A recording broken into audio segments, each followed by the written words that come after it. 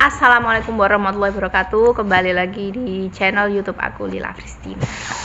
Jadi teman-teman, untuk memperingati 1 tahun peristiwa dimana peristiwa yang sangat tidak menyenangkan buat aku, apalagi waktu itu ya. Kalau sekarang sih udah lebih slow gitu kan, udah lebih sly gitu kan. Cuman aku akan menceritakan ke kalian, sharing pengalaman aku tentang ketipu orang yang mengatasnamakan pihak bank. Jadi aku ingat banget kejadiannya waktu itu tanggal 4 September tahun 2021 jam berapa ya? Pokoknya jam 12 ke atas, mungkin sekitar jam 1 siang kalau nggak setengah 2an gitu lah. Nah jadi gimana cerita awalnya? Jadi cerita awalnya itu kan aku ada punya bank syariah gitu kan ya. Terus kemudian bank syariah tersebut itu merger sama bank syariah lain, menjadilah bank syariah yang baru. Mungkin sekarang kalian udah tahu lah ya gitu. Dan untuk kalian yang menjadi nasabah dari X bank syariah sebelumnya, itu mungkin kalian udah tahu dong ya, bagaimana manajemennya bank syariah yang baru. Jadi merger gitu ya. Jadi ada 3 bank syariah nih ya. Terus kemudian di merger jadi 1 bank gitu. Dan aku nggak mau nyebutin sih, teman kalian pasti udah tahu deh. Itu kan manajemennya dulu itu waktu tahun 2021 akhir. Jadi ya sekitar Agustus Septemberan lah, itu kan masih menurut aku tuh masih jadi secara langsung tuh nasabahnya itu dipaksa untuk antri-antrian berjubel ria itu di bank baru gitu loh. Jadi di bank hasil mergeran gitu loh. Padahal kan ya itu bukan maunya kita gitu loh. Kita tuh kalau mau itu sebenarnya nggak usah lah pakai merger segala, karena udah nyaman dengan bank sebelumnya gitu loh. Jadi awalnya tuh dari situ. Kemudian aku waktu itu kan juga baru aja merintis bisnis online gitu ya. Jadi bisnis online kalian tahu dong ya, pasti ya bisnisnya kecil, cuman kan kita perlu effort untuk bolak-balik ke ATM atau ke bank gitu kan ya, untuk transaksi gitu loh. Nah, seperti yang kalian tahu, kalau misalnya kita tuh nelpon CS-nya dari bank tersebut, itu kan butuh effort untuk mengeluarkan pulsa gitu ya. Jadi pulsa tuh aku udah ada banyak lah waktu itu. Jadi tanggal 3 September malam itu aku udah telepon ke CS-nya, itu menghabisin pulsa ya waktu itu berapa ya, pokoknya banyak lah gitu. Jadi mungkin 50 ribuan aja tuh ada gitu, dan solusinya masih belum terpecahkan, banknya aku masih belum bisa normal gitu loh.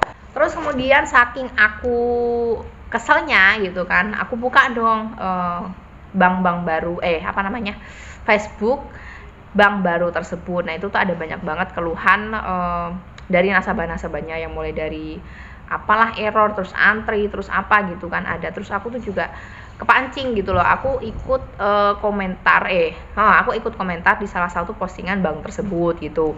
Nah ternyata itu juga merupakan salah satu jalan untuk para penipu itu mencari mangsa guys. Karena paginya aku komentar di postingan salah satu postingan bank tersebut. Terus kemudian siangnya tuh aku ada yang ngubungin, nomornya itu nomor luar negeri waktu itu gitu loh. Dan kenapa aku bisa percaya banget gitu kan, yang pertama karena memang aku tuh lagi kalut ya. Terus yang kedua karena memang aku kan kemarinnya itu ditelepon sama nelpon sama CS Bank gitu. Nah barangkali CS Banknya tuh pengen bantu customer gitu kan, aku mikirnya seperti itu. Jadi mungkin jadi pas ditelepon itu ya nomornya, mungkin aku angkat aja lah, barangkali ini beneran bank gitu. Jadi aku pikirnya udah kayak gitu ya, nggak tahu kenapa waktu itu mungkin kalut. Tanggal 4 September sekitar jam 1-an pagi gitulah. Jadi aku ditelepon bapak-bapak mengatasnamakan bank tersebut. Terus sadar nggak sadar sebenarnya ya, karena memang ya nggak tahu sih, kita lagi ada di mode disirep apa gimana, nggak tahu lah. Pokoknya waktu itu tuh dengan bodohnya gue ngasih kode OTP gitu kan. Terus karena waktu itu gagal gitu, kemudian dia ngomong sama gue, loh kok masih gagal, coba lagi gitu kan. Aduh, gue nggak punya pulsa pak gitu. Terus kemudian gue disuruh beli pulsa kan waktu itu gitu kan. Terus di sini jauh, ya udah deh gue isi aja pulsanya 5.000, diisi 5.000 lah gitu. Goblok ya gue ya, nggak tahu deh waktu itu, benar-benar hari tergoblok buat gue gitulah. Terus kemudian ya udah lanjut, kode OTP-nya gue kasih gitu kan. Nah ternyata dia itu bisa mengakses m-banking gue. Nah waktu itu tuh jumlahnya yang memang gak terlalu besar sih ya. Jadi m-banking gue itu di ATM gue itu di rekening gue itu ada duit 1.300.000 waktu itu ya. Emang gak terlalu besar sih ya untuk penipuan gitu. itu masih receh gitu kan. Cuman buat gue ya itu besar banget guys gitu loh, karena memang ya itu kehidupan gue gitu loh. 1.300.000 untuk gue yang seorang guru honorer gitu kan, besar banget gitu waktu itu kayak itu. Terus ternyata dia sedot itu 1.300.000-nya gitu kan. Terus dia ada usaha lagi untuk menipu gue. Caranya gimana? Caranya tuh kayak gini.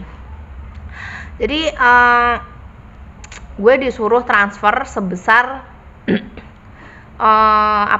sebesar nominal gue yang pertama gitu kan. Itu untuk memastikan bahwa ini benar-benar m-banking gue, katanya seperti itu. Kemudian gue transfer lah dari rekeningnya bokap gue kan, jadi gue nih apa ya, jadi aku transfer ke rekeningnya nama aku dari rekeningnya bapak aku gitu loh. Nah kemudian setelah sampai ATM gitu kan, jadi aku kan bisa transfernya di ATM nih, bapak aku nggak punya banking gitu kan, 1.300.000 lagi. Nah kemudian itu langsung disedot sama dia guys gitu loh. Dan waktu aku ke ATM itu tuh katanya nggak boleh terputus itu sambungan teleponnya gitu ya, nggak tahu deh, mungkin kalau misalnya terputus gue sadar kali ya gitu kan. Terus setelah aku transfer lagi itu kayak udah aku capek banget sih ya gitu kan, kita harus bolak-balik transfer gitu kan. Ya aku pikir sih kenapa aku mau transfer lagi, karena itu kan nomornya rekeningnya aku sendiri gitu loh. Jadi dia meyakinkan diri ya itu kan rekeningnya ibu sendiri, jadi pasti masuk dong gitu kan. Ya udahlah akhirnya akhirnya aku mau transfer ke rekening aku, ternyata setelah itu disedot lagi. Jadi totalnya itu kerugian aku 2.600.000 waktu itu tuh. Nah jadi setelah disedot lagi itu aja, aku cek dong ya saldo aku berapa gitu kan, apakah udah 1 juta apakah 2.600.000 apa 1.300.000 gitu kan. Nah setelah aku cek blak, ternyata tuh tinggal 33.000 guys. Aduh lucu banget gak sih, waktu itu gue langsung down banget gitu. Dan sebenarnya sih dia ada rencana untuk nipu gue lagi. Jadi setelah gue transfer 1.300.000 itu sebenarnya dia bilang kok belum masuk ya bu, coba dia transfer lagi gitu kan. Terus gue bilang udah nggak punya saldo lagi pak, aku mau transfer dari mana nih, nomornya bapak gue aja udah habis nih saldonya, gue gitu kan. Ya udah deh kalau gitu nggak apa-apa, nih tadi caranya gini ya gitu kan. Terus kemudian ya udah nih saya mau membantu nasabah yang lain kayak gitu katanya. Aduh bener-bener sangat-sangat ya udah deh, nggak bisa diungkapkan dengan kata-kata guys.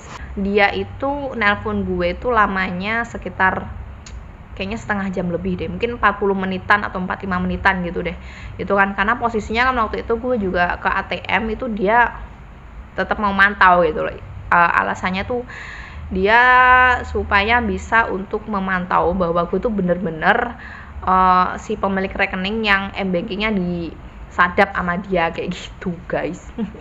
Bener-bener ya bapak-bapak ini ya, gue doain kalau misalkan kalian nonton video gue ya dan video-video nasabah lainnya ya, semoga kalian nanti perutnya buncit, banyak cacingnya, terus mati dikerubungin cacing-cacing itu sakit. Aduh pak, ngeri banget tau gak sih pak, doa-doanya orang kayak gitu nggak takut apa pak kamu pak?